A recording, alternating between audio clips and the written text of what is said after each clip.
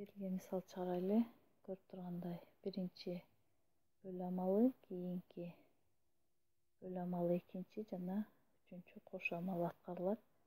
Демек 91.793 санын биз бөлөбүз 307 санына.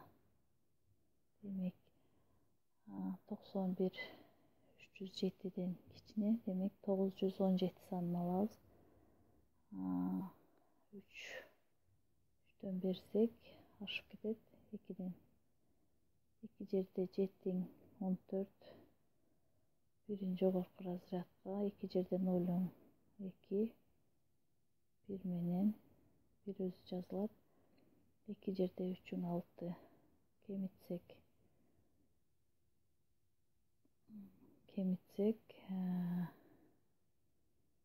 3, 7'ден 3'tү кемитсек 3, 4'тү.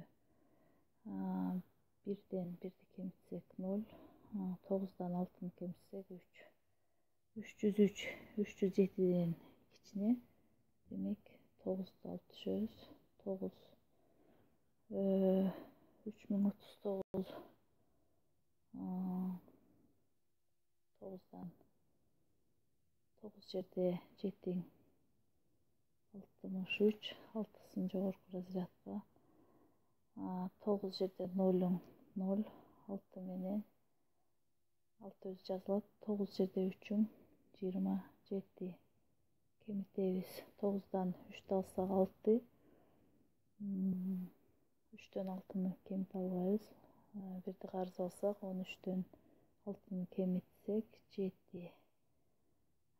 Бул жерибиз карыз менен 9, 9'дан 2'ни кемитсек 7. Бул жерибиз карыз менен 2, 2'ден 2'ни алсак 0. Демек 276 кичине 307'ден. Демек кийинки 3 санын алып түшөбүз. Биз билебиз, жогоруда көрүп тургандай 2763 саны болот. 9'ду 307'ге көбөйтсөк, келип чыккан санды бизде демек 299 санын бөлөбүз 23'кө, кошобуз 77'ге. Мындан бөлсөк 23'кө 1, 23, кемитсек 6, 6 23'төн кичине, демек 9'ду алып түшсөк 69, 69 биз билебиз 3, демек 13, 69 деген сан келип чыгат 0.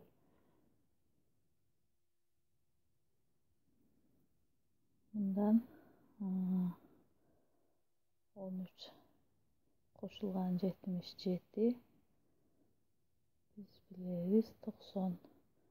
Демек барабардыгыбыз 90 деген сан келип чыкты. Кийинки мисал чыгарсак, биринчи көбөйтүү жана бөлүү бизде мисалда бөлүү аткарылат, кийин кошуу. Демек 7585 санын бөлсөк 37'ге 2, 14, бири жогорку разрядка, 6 менен 7, 74, 1, 8'ди алып түшөбүз.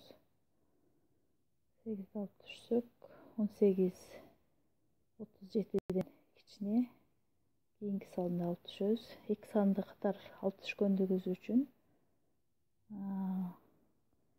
2'ден кийин 0 жазабыз. Bundan 5'te alıp düşsek 185. 185 37'ye bölsek 5'ten cevabı